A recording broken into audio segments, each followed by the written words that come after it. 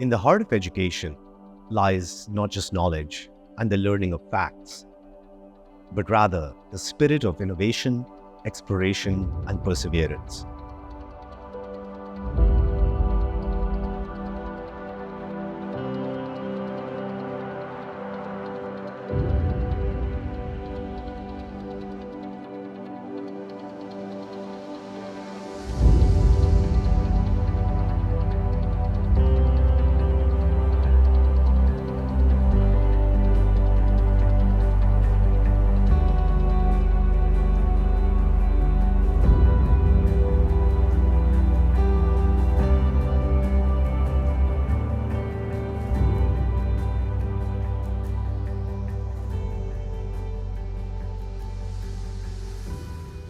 The legacy of Project Sky is a manifestation of one of our core principles going forward, which is stronger roots, stronger cedar. We believe that it is in the early learning stages where exposing learners to the broadest of ideas, from cosmology to philosophy to literature to fiction, folklore, that exposition of ideas will hopefully activate and generate ideas, act as the genesis for new ideas for the younger learners. And having Project Sky in our repertoire now allows us to really stimulate the imagination of some of these kids. To me personally, Project Sky is what I call the man on the moon moment for Cedar schools and colleges. I think this is going to be the landmark project, the yardstick by which we're going to measure pretty much everything else that we do from now. And I think it set the bar so high, which shouldn't be an intimidating experience for anyone, but rather, I think the beauty of this is that it's become such an it's sort of triggered such an intrinsic drive in many of us to really push ourselves and push the boundaries of creativity and create a platform and a venue for our students by which we can stimulate their curiosity and their intellectual stimulation takes place. And they look at this moment and say, well, the students that came before us literally put a balloon in space, and we want to reach that same milestone.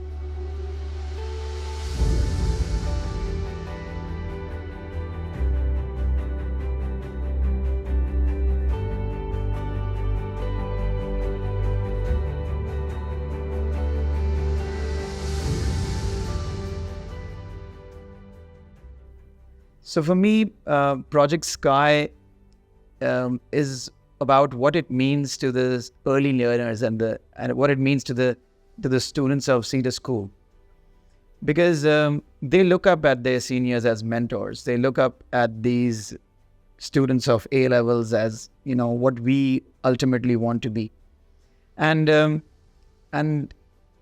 this project serves as a shining beacon of what can be achieved if you just bring an idea to life. I think Cedar set out in its vision to be a center of excellence, nurturing these kinds of minds, and it promises to promote curiosity. And so if it does that, I think this is what for me the Project Sky really is.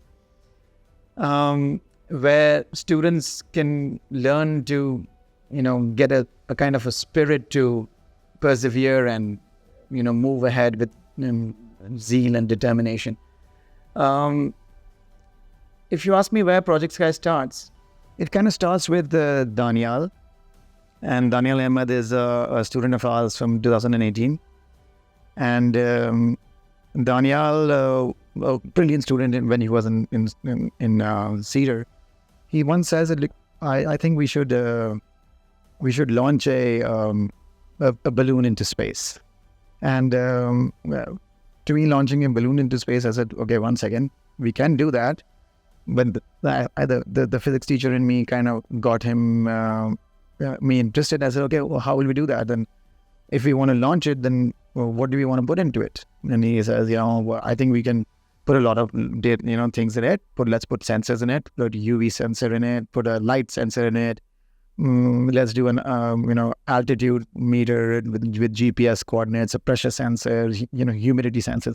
I said, okay, then we'll need a controller for this, a microcontroller for it. And so I said, okay, microcontroller. All right, okay, let's do that. Then we can do that. And so it was something that he was interested in anyway, because microcontrollers was my studying anyway in university. And so we used to talk about it, even though it's not a part of the course. We used to talk about, okay, right, we can program this particular wheel to turn this way. And this was a conversation we used to have in class.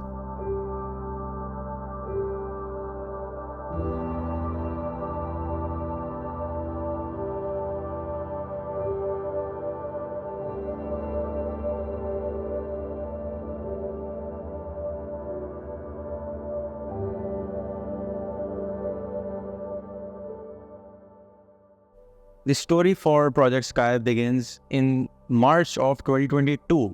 This was nearly 2 years ago at this point. And I just brought up this idea that what Americans and Europeans, what they do, their universities, they have this program, which is a program to launch high altitude balloons to capture weather data, as well as to market their company, their product, or their university. So this gave me a new idea that I should pitch to Sir Rock, that this is something that Cedar College can do. We can send a high altitude balloon, and this will give us, first of all, the footage of Pakistan from that altitude. This will give Cedar College the marketing that it needs in order to build its reputation in the research and science field, as well as it will give us the raw data of the atmosphere that has never been captured before. Well, I think it often starts with just an idea or a vision or a thought. And oftentimes these ideas are deemed far-fetched or even high risk, or in some cases dangerous. But ultimately, that's the journey to the final reward, which is that beauty of challenge and taking on that challenge and having the platform to take that idea from a thought all the way to a material reality by which that endeavor becomes even more special for what it is.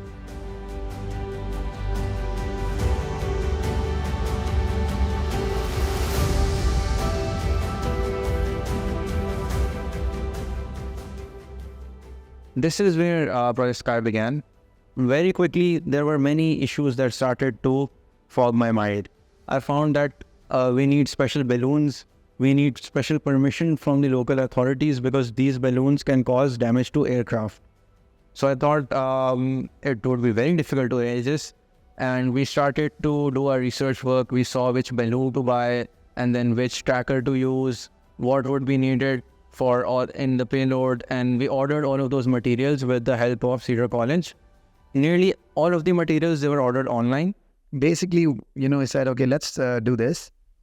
Let's get some students, we'll design a circuit, we'll acquire the balloon, and we'll launch it into space. And once we launch it into space, we'd have the balloon land as well.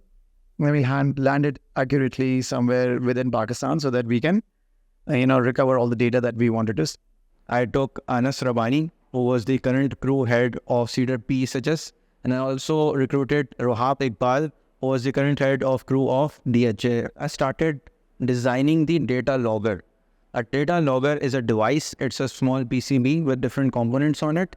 And we design it so that it has multiple sensors for pressure, temperature, humidity. Anas made the first prototype using a Vero board. A Vero board is a technique. It is a primitive technique to the PCB. You have to solder by your own hands. It is very time consuming and very lengthy, and it is very prone to errors. But we made it on a Vero board first in order to prove that it can work, and this is something that we can make. At Cedar, what we try to do is we get students at the early age to explore, just discover and explore things. And very quickly, we move them to an engagement stage where they actually start using things and involving themselves with apparatus. And then, that graduates towards an activation stage, where we encourage them to make mistakes and, make errors, and it's all right to do so because that's where your curiosity builds in. But you also learn a very vital thing of grit and perseverance. And finally, for something like Project Sky, where you're implementing and actually doing, we have an implementation stage, which then makes something like Project Sky successful.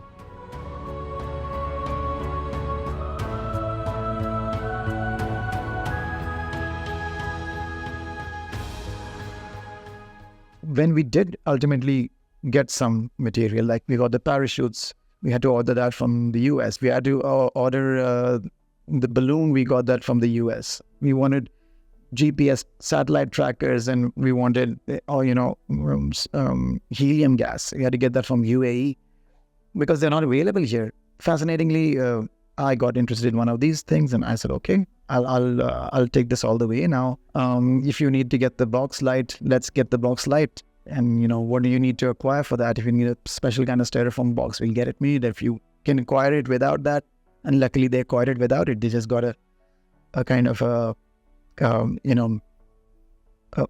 kulfi, container to just hold it all in. And it actually was robust enough. It had the right light property. It could insulate very well. We could fit just the right amount of circuitry. That was a bit tough.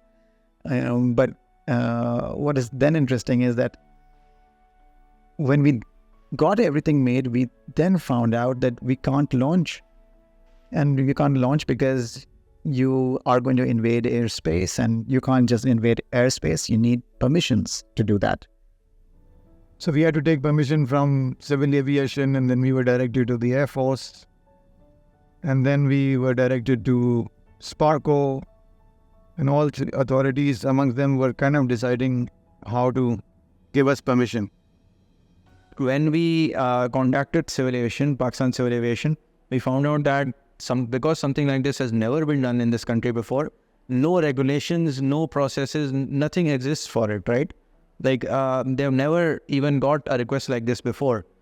So we came to a we came to another, you could say, blockade. Only way I could find was to either use some of our contacts or something, or to find an alternate to this. We did not have an alternate because we wanted to make Pakistan proud. We wanted to send it from Pakistani territory. They suggested you should go to China, and China is our very good neighbor. They will allow you to send it. But the issue with that was that then it wouldn't be from Pakistan. That is what we wanted to achieve. We wanted to send the first Pakistani flag to visible near space from Pakistani land on board a Pakistani aircraft. So because we wanted that tagline, because we wanted that achievement, that record, we had to do it from Pakistan. I went on Civil Aviation's website. There were like thousands and thousands of documents over there. The automatic search at the top, I just used to write balloon and see if any results came up. Then in one of the documents, it was an air navigation order. I found a lot of hits. I immediately went to that section, and I found nearly 10 years ago, in 2014, I believe, they had made a proper regulation for it. They had made a proper rule book. How do you apply for it? How do you get the regulation? How do you get the permission? What are the conditions? And to my surprise, there were 3 categories: light, medium, and heavy. We were fully compliant without any modification in the light category. And the rules for the light category were the most lenient. So automatically, I was just so excited when I saw this. I immediately called Sir Rob. I told him, listen, project is back on track. We are going to launch it. And hopefully, because Civil Aviation has made this themselves, that means they agree with it, and they should give us permission legally. They said the only place that we would allow you to launch is Tatta. And we started working on Tatta, that how we're going to launch from there. And soon we realized that was the only option. And we had a very narrow window of only 2 to 3 weeks where the weather was good enough to launch from Tatta. We got all of the permissions, everything was ready. And by God's will, we were ready to launch on 18th of February 2024. This marks nearly 2 years from when we began.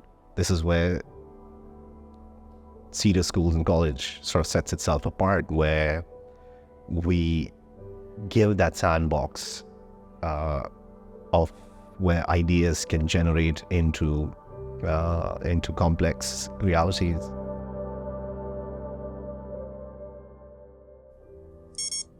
Today is what, the 18th of February. So the only issue is that we have a small window to launch it in, and that small window isn't so small because we also have to recover it. So recovery of the balloon takes time because once it bursts, the payload will begin to land after recording all of its sensitive data. That launch and land curve is a monumentous task, I would say, in terms of where exactly it lands and how do we recover it. So we need GPS coordination, we need land coordination, ground coordination to coordinate with the balloon to exactly land at a particular time. So quite interesting, all of these things done by the students. So I am interested anywhere just because of the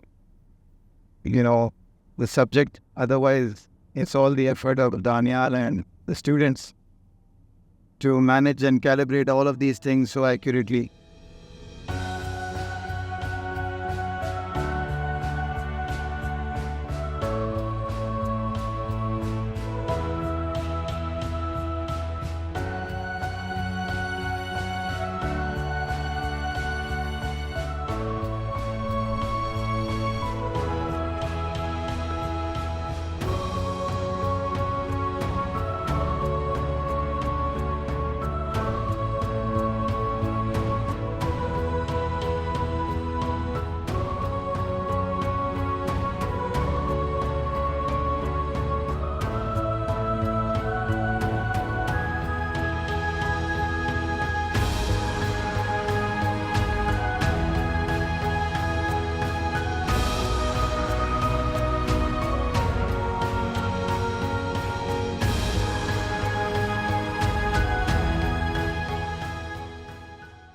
Once we fitted our first balloon onto the nozzle, we noticed it was not wrapped properly. Somebody had tampered with it. And we did notice that initially, but we didn't think much of it. As soon as we started filling the gas, Sanok saw a point which was dirty on the balloon. He tried to clean it off, but he realized that the dirt was it was stuck on very properly, and there were holes in the balloon. There were physical holes in the balloon, like 5 or 6 tiny holes. It might not seem like a big issue. It's such a large balloon. What do small tiny holes have to do with it? But as that balloon stretches, those holes would tear apart and they would cause our balloon to prematurely burst, which is something that we did not want. We wasted nearly 50,000 rupees worth of gas in that balloon, which was now just a waste. We couldn't launch that balloon. Year one. Over there. Year one. Oh, yeah. Okay. Year 2, year 3, year 4, year 5. It's been damaged by like some metal piece or something. जिसने उसको multiple जगहों से slide जब कर ये डाला. like inside का रहता था. What one option is this कि इसको हम इतना ही like partially inflated हम इसको side पे कर लें and then inflate the other one first fully. Then with the remaining gas we'll try this. Because once the gas is in, we can't take it out. Pursuit of inquiry and the appeasement of curiosity, these are some of the critical traits of the Cedar learner. But these cannot be detached from the concept of resilience and grit. It's not so much failure. That's not a term that we endorse or accept in any way. But rather we do accept and we promote and we inculcate the idea of equilibrium, where it's finding that perfect balance between the strive for success and knowing, questioning, facing the challenges, not getting something right the first time or the second time or the third time. But again, it's that spirit of perseverance that shines through the Cedar learner.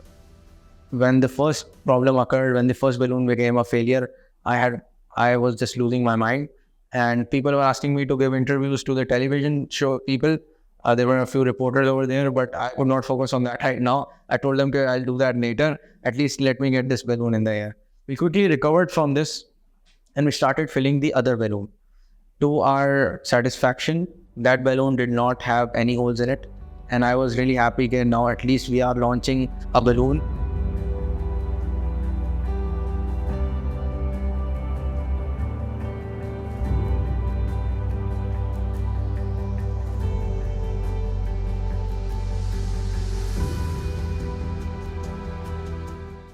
This Project Sky is also a demonstration of, I think, resolve and courage and determination and motivation. So it's fascinating. What really fascinated me about the story of Project Sky is resilience. Resilience despite all the challenges they faced, from the logistical to the practical to the technological, it was pretty miraculous. So we filled the balloon and we attached it to the payload. Now everything was ready. We took it outside. We had that little ribbon cutting ceremony and everything. All of the media guys got ready and they started recording. And the cameramen from the media channels were also there. And they also recorded the launch. We released the balloon and it went up into the air just as expected.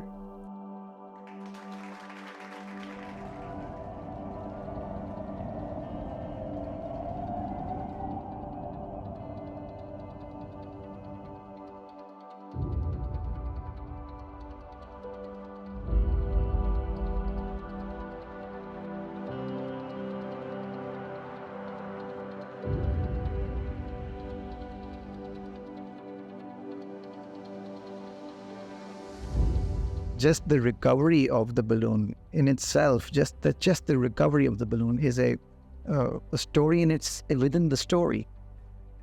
Being part of Project Sky was a new learning experience for me. Learning new things is not just limited to your educational career, but to your professional career as well. As being part of the recovery team, I had to shoot those precious moments as well as locate the payload that was launched back from Tata. Launching process जैसे हमारा basically success की तरफ जाने लगा तो हमें जो हमारी रिकवरी टीम थी उसको हमें निकलना था. And I am a part of the recovery team. मैं मीडिया का Ali and 2 students and driver, हम लोग रिकवरी जो डेस्टिनेशन हमें दी गई थी हम उस पर रवाना हो गए. There's an iconic picture that came out of this project. And if the Cedar learner pathway can be symbolically visualized, then it's precisely this particular picture. This is the definitive picture that encapsulates our entire model of learning. This is an image that is now displayed across all our campuses. And we want our future learners to look at it, question it. What is this image? We want our teachers to look at it and question, what is this image? And we want them to know the story and the journey behind this particular image.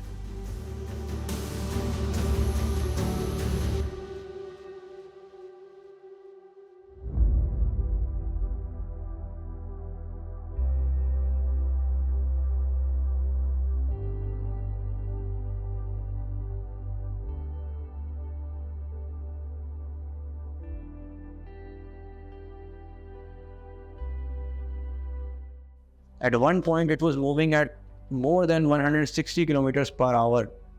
And that is the reason why we sent our recovery team before the launch. We asked them to leave the launch site 1 hour before the launch. In our recovery team, it was being led by Sir Humayun, and we had students, 2 students, as well as media and also the driver with them and security guard as well. So they left on one of the off-road vehicles for Mitti because we were expecting it would land somewhere around Mitti. So we thought we should send them to Mitti first. As soon as we get the exact location, we'll tell them to go over here and they will reach there as soon as they can. At one point, this was the Indian border to the south. It started to approach that border and we got scared it might go into India. But I was calm. I expected this and I saw the flight path before. It should curve back up. But it was scary seeing it going close to the border and then it did curve back up. So size works. And we were happy that the wind direction had changed and then it started to curve back up. And it went close to Diglo, which is a small town over there. and suddenly it stopped. It was moving very quickly, but it suddenly stopped. And I thought we had lost communication or something. जो launching team थी वो हमें coordinate करी जा रही थी कि किस तरीके से कौन सी डेस्टिनेशन पे लैंड होगा. एस्टिमेटेड लैंडिंग जो पोजीशन थी वो मिट्टी थी और वो वहाँ से तकरीबन 3 घंटे की ड्राइव पे थी. तो वहाँ से हम लोग जब निकले तो जो लॉन्चिंग टीम थी वो हमें थ्रू जो कनेक्शन थे हमारे ऑन इंटरनेट के ज़रिए या कॉल्स के ज़रिए हमें एक्चुअल डेस्टिनेशन अपडेट करते जा रहे थे, जिसकी वजह से हम उसको फॉलो कर रहे थे. लॉन्च जो है ना हमारा आधा घंटे से ज़्यादा हो चुका है और अभी जो हमारे एक्सपेक्टेड कोऑर्डिनेट से तकरीबन उसी पे हमारा फ्लाइट पाथ जा रहा है अभी तक. तो मतलब कोई इशू वाली बात नहीं. ज़ूलियो ट्रैकर जो है हमारा वो हमें कोऑर्डिनेट दे रहे हैं, हमें वहाँ से वो मिल रहे हैं. और मैंने मतलब हमारे पास गूगल मैप ऑफलाइन डाउनलोड हुआ है तो हम उस पर कोऑर्डिनेट्स डालते तो हमें लोकेशन दे देते हैं कि मैप का पूरा फ्लाइट पाथ हमें पता है कहाँ जाएगा. अब भी करेक्ट लोकेशन में मैप की पता चल जाएगी. It's about trial and error, and that recognition allows them to take their dreams, the deepest questions that they have, and follow through with them, finding a resolution. With that understanding that, yeah, you may not get that ultimate answer to it, but through hope, you definitely can come close. And the closer you are to that, and the closer you are to the truth. So that's what our learners get to experience. Suddenly the point, it started to move towards Diplo and then it stopped close to Diplo. I was thinking maybe we lost communication, maybe it has gone too far up, or maybe it has landed. We didn't know what had happened, and we lost communication on our 2G tracker. We also lost it on our 4G tracker. One of our satellite trackers, it was indicating the last point, but it could not give us the new point. So I thought maybe one of the trackers, it has gone out of range or something. Maybe we are too far up. Soon after this happened, nearly around 5 minutes after it happened, one of our trackers, which is the Zulu tracker, it gave me a confirmation that the payload is still at that location. I got a new point in the same location, right 10 meters away from it. That meant that it had landed, because it couldn't be floating in the air at the same point, right? It means it has landed, which is why it's not moving. So landing was confirmed. So there's another iconic photograph that, is worth the same merit as the previous one, the one where you have a camera facing up into the sky and it's lodged and stuck between some bushes. But what's really amazing is that we did not know about this picture until we recovered it, of course. And we took the camera and we saw that, there was this amazing footage. You have the Pakistan flag held in a card holder. That card holder was designed by the students. It is a 3D design that they themselves had made, and they had fixed carbon rods in it, and that had to hold through all of the spins and the rolls that the box would make in flight, but it also held true when it landed. So it didn't dislodge till the last second until, much later. So just a fascinating thing how that was, achieved. Once it had landed, we told our team immediately, and I told Sir Humayun, okay, you should go to this point. We did not expect the issues that were soon going to come. तो हम लोगों ने थोड़ा सा अपनी जो movement है उसको तेज़ किया, एंड देन जैसे ही हम करीब पहुंचने लगे तो हमें वहाँ से मैसेज आया कि जो हमारा पेलोड है वो लैंड हो चुका है. सो हम लोग और ज़्यादा एक्साइटेड हो गए क्योंकि पेलोड को हमें देखना था कि किस तरीके से उसने सारी चीज़ को कवर किया है. The team searched everywhere, but they couldn't find it, and they couldn't find it because of multiple reasons. Firstly, the terrain was not known, so the GPS didn't have the roads mapped and plotted, and already it's still not populated on Google. Now the major problem over there in Diplo was that कि हमारे signals वहाँ से completely cut off हो गए थे. और of course ये बात है, desert था, कोई तरीका नहीं था communication का. तो और ये हमारे लिए इतना बड़ा challenge इसलिए था cause trackers का जो connection था वो था सर दानियाल के फ़ोन पे, और सर दानियाल हमसे communicate नहीं कर पा रहे थे coordinates. इसकी वजह से for the first hour and a half we got lost in the desert. We walked around 7 to 8 kilometers and we couldn't find the payload. हम पूरी तरीके से dehydrated हुए थे because the weather was extremely worse there. मतलब sun was directly above our heads and we were like literally just, trying to catch our breath. So to locate the payload and recover it as soon as possible, we decided to split in teams of 2. But that decision, fired back. So it was a really challenging task for me in terms of, both mental and physical aspects, because we almost got lost in the desert. And, we went up dunes, came down, went up to another hill, came down, and there were no communication services to communicate with the other team. And that was the lowest point where we felt that, it's all going to disaster.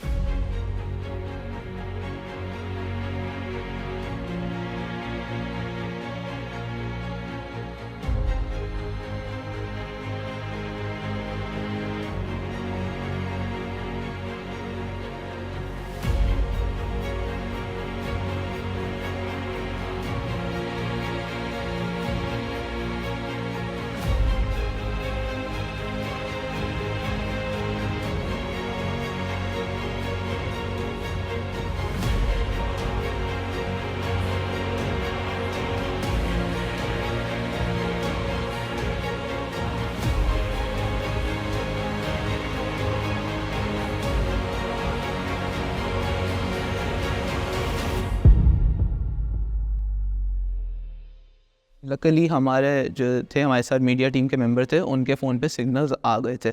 Then उन्होंने communicate करा sir rock लोगों से, और उन्होंने फिर उनके पास आई सारी updates और उन्होंने हमें बताया कि इस कोऑर्डिनेट पे अब बॉक्स है.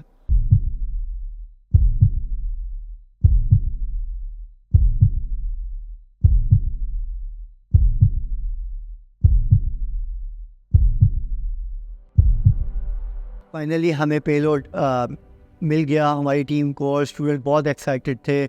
To our surprise, a few hours later, we received a call from the team. It was Musab who was calling me, and he told me that they had found the payload. So I got really happy when I heard this sentence.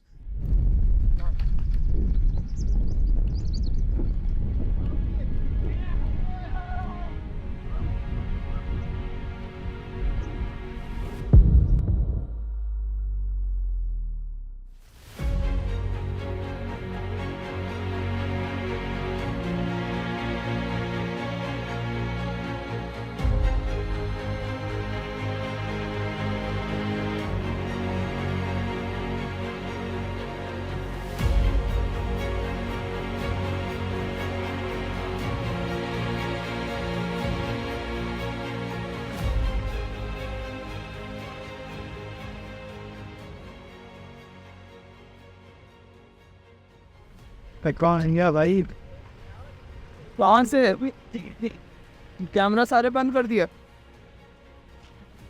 But then he said but, and then he told us the real situation. मेरा सब ले गया. देख balloon भी मेरे ख्याल से वो ले गया होगा बांध के. ये कंडीशन है इसकी. ढूंढते हैं और कुछ ढूंढते हैं, शायद कुछ पड़ा हुआ कि नेट का है. हाँ देख छूटी हुई वो पड़ी.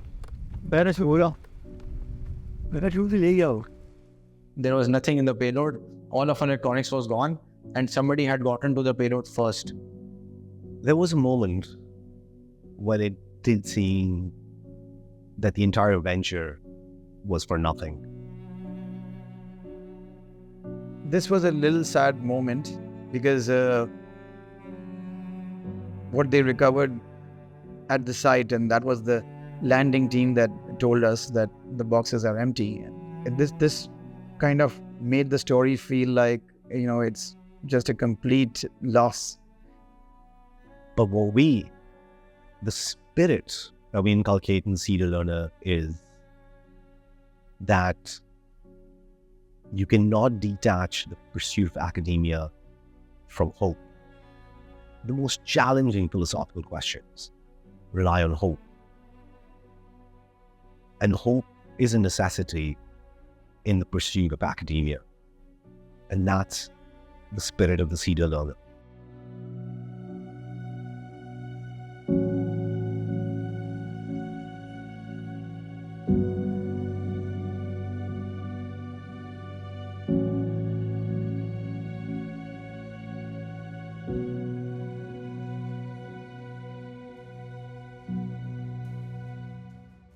I quickly opened my Zolio app and I could see the payload was moving. That means somebody was carrying that tracker with them.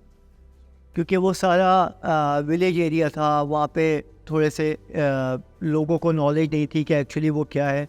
तो आई थिंक वो थोड़े से क्यूरियस हो गए थे या थोड़े से उनको आइडिया नहीं हुआ कि वो क्या है. तो वहाँ पे जो बच्चे थे जानवरों के साथ जो घूम रहे थे, वो आई थिंक किसी चीज़ को समझ नहीं पाया. वो उस चक्कर में वो उसको लेके चले गए.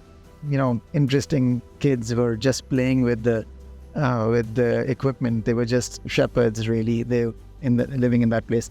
So the kids just got hold of the box, stood on it, opened it up, ruptured it into pieces, opened the circuits, pulled everything out, and they, like how what kids do, they play, right? And they found it quite fascinating that there was a little camera on it.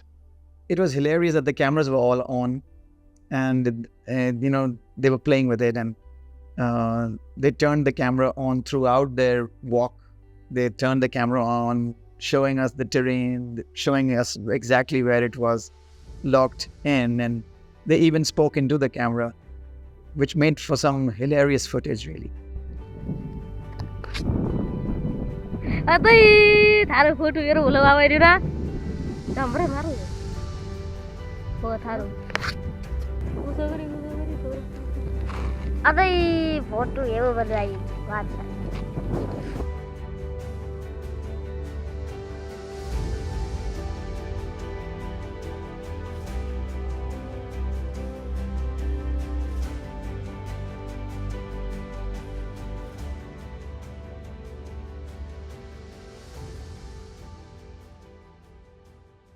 Luckily for us, that she didn't turn off the GPS. So in that very moment, Daniel was suggesting that we need to track that GPS now. And within the matter of seconds, we were about to lose the internet connectivity. So what I just did was that I downloaded the offline maps on my Google Map application of that particular area. So every time Daniel received the coordinates, I would directly put the coordinates on the Google map, and then we would direct our directions towards that. Now in a bit of a pickle, we didn't know what to do, and all of our data, all of our footage, all 3 cameras, the data in the data loggers SD card, all of it was gone at this point. This was probably the most tense moment in the whole journey, because now that we had done everything and the final outcome was there, everything was ready, and everything, landing was confirmed, we had all the footage, and it was a success. But this felt like that if we could not get to those cards, this success could very quickly turn into a failure. We reached Diplo, and as soon as we reached, we tried to get some signals. We were close to the city, we got a few signals, and then we got to know from our recovery team that they had contacted the police. And with the police, they were going to that location, which was the last known location. Adventure of a lifetime. That's what it has been. And बस card मिल जाए, data retrieve हो जाए. बस पूरे mission का purpose ही था to get this meteorological data and also to get the footage. ठीक है. Up now, if we don't have that, then we have nothing. There were thorns everywhere. There were beetles literally crawling across the surface. It was very hot. Plus, it was very dry. And if somebody got lost there, they could literally die. Like, this was a life and death situation. You getting his signals on his phone? What's it?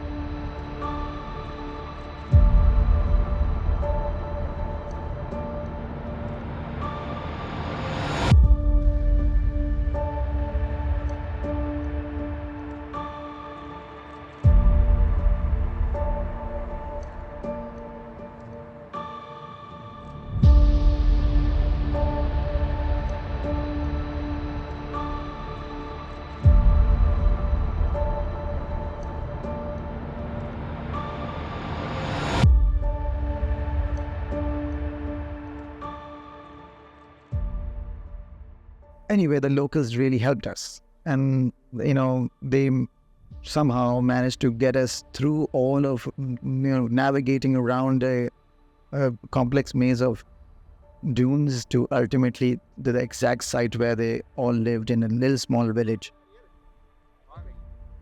वाकई कितना ये देख ले okay ये तो अगर नहीं लगा नहीं है जी अभी कहाँ पे आ रही है पहले अच्छा 20 पे अभी आ गया अभी लोकेशन दे दी अभी ये कह रहे कि 5:27 से यहाँ से हिलाने दीजिए When we got to that specific location, I still remember that I had my phone in my hand and I pointed it out to the relevant authorities who were with us that this is the location, this is the exact village where we can find our data. And when we walked into that village and we asked the villagers that could you please share with us or could you please hand out the things that you have discovered from that particular payload box, and one of the kids just ran inside and came out with a GPS in her hand and she was like, is this what you were looking for? And I was like, yes, we are looking for this, but there's a lot more with this. That was that moment where like, yes, yeah, now we've got something. He brought those trackers out. He also brought some of the other electronics that we had. They were completely destroyed. They had tried to rip everything out, so it had broken. But at least I was confident that we would get the data. And luckily for us, we spent about 20 to 25 minutes in recovering all of that, and we got each and every single thing back from them. And we were very thankful to them.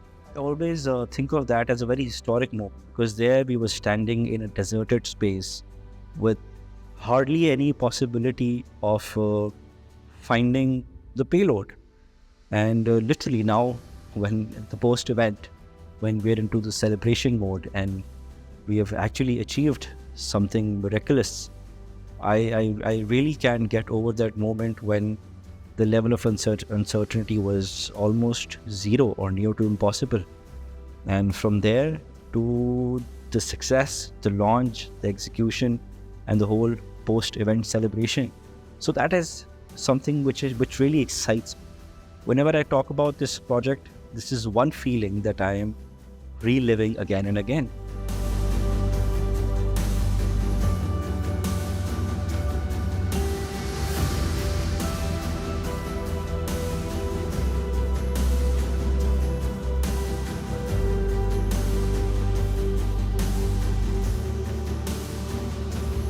Having Project Sky in our repertoire now allows us to really stimulate the imagination of some of these kids and have them partake in a transformative experience where it's not rooted in fiction, but rather history now, where they can look at their seniors at Cedar College and say, you know what, they did this. And they made this remarkable journey into a reality, and we want to do the same, right? We want to know how the physics of this balloon worked. We want to know the philosophy of why we want to do this, and what the importance of knowledge is. And that's going to be the legacy of Project Sky, where it's a historical moment that's rooted in reality, by which we can now really expose our learners to the broadest of ideas and then watch them reach maybe even higher than this one.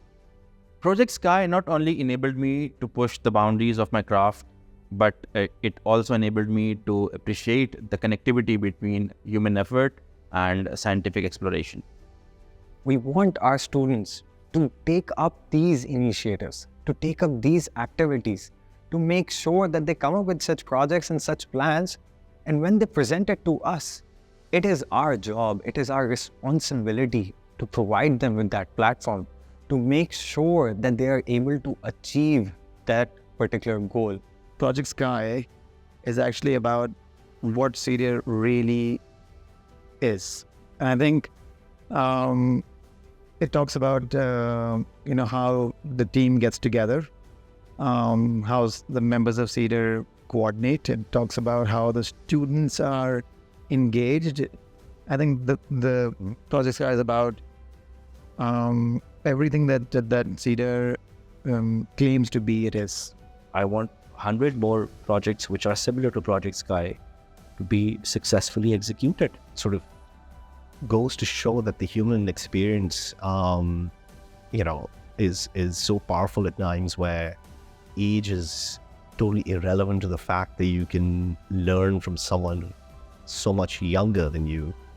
And what I took out of that brief sort of hour that I spent with them, and I saw them working, and I saw them take on all the challenges that they were facing at that particular moment, was a lesson in resilience for me personally. So I absolutely commend them and congratulate them for the spirit that they showed. And I think that's again what sort of sets Cedar apart from so many other institutions, where there's this spirit and this drive which propel them forward, literally into the stratosphere in this case.